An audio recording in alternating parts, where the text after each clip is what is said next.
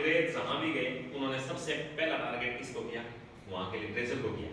Literature क्या थी? जो पुराने समय में किताबें लिखी जाती थी, जैसे अपने देश के अंदर किताबें लिखी गई, चरक संहिता लिखी गई, सुश्रुत संहिता लिखी गई, पुराण लिखे गए, उपनिषद लिखे गए, वेद लिखे गए, ठीक है, या ज्योतिष ग्रंथ लिखे गए, ठीक है। उन्होंने उस लिटरेचर को टारगेट किया और उस लिटरेचर को टारगेट करके उस लिटरेचर को पढ़ा लोगों ने, और उस लिटरेचर को पढ़ने के बाद भी उन्होंने क्या किया?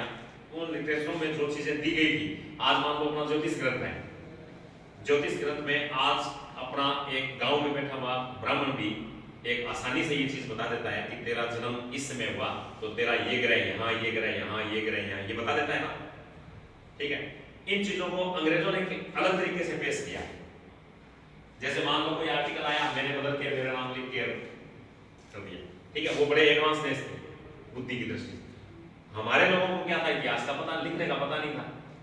जो किताब लिखी थी वो कोई पढ़ नहीं सकता था, क्योंकि ज्यादातर किताबों की लैंग्वेज इतनी हार्ड थी कि आम लोग पढ़ नहीं सकते थे।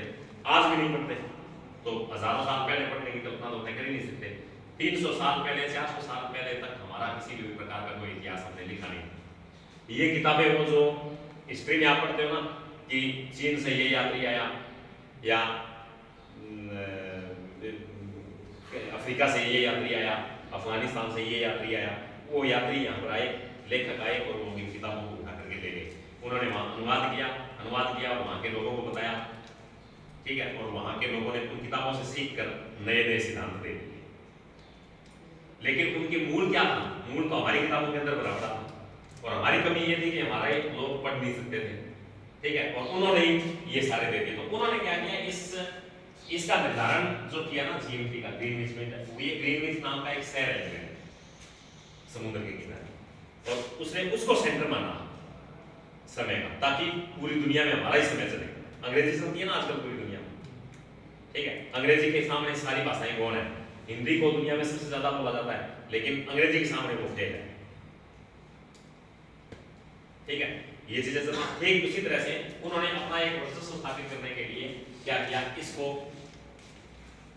विश्व का सर्वमान्य स्थान घोषित कर दिया ग्रीनविच में है, और आज वो वही चलता है और वही उसका सेंटर बना है, ठीक है।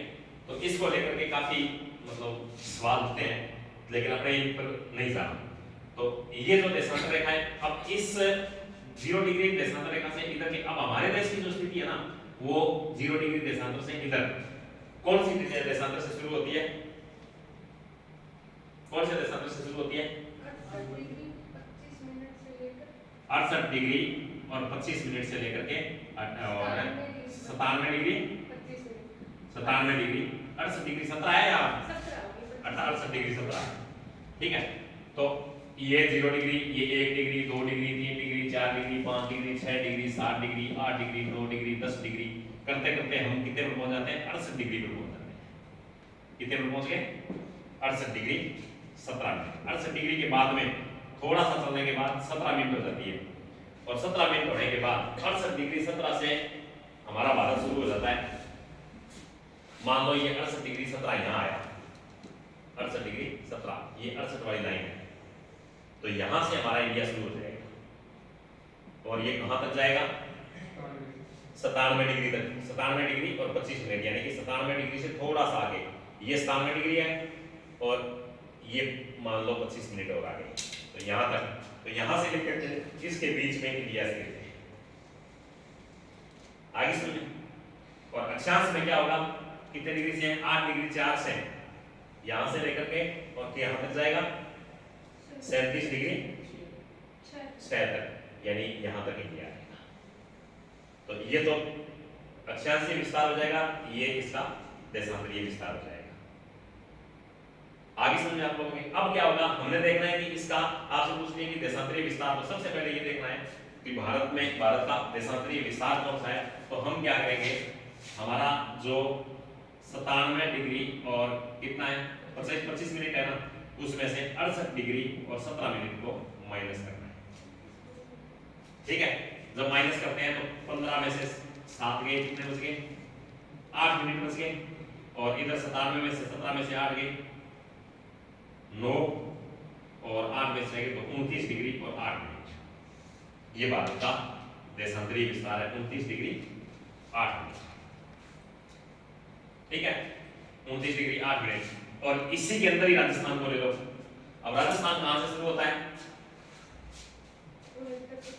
69 डिग्री 30 मिनट से और 78 डिग्री 17 मिनट तक जाता है।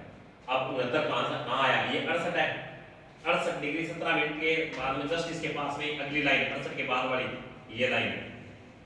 ठीक है, यानी 69 यहाँ आई, 69 से थोड़ा सा आगे 69 डिग्री और 30 मिनट आ जाएगा और इधर और ये कहां तक आ जाएगा? 78, 69 से 70, 71, 72, यहाँ मान लो 78 आ गया तो यहाँ तक थोड़ा सा आगे यहाँ तक आ जाएगा। तो इन देशांतरों के मध्य जो होगा वो राजस्थान है। ठीक है,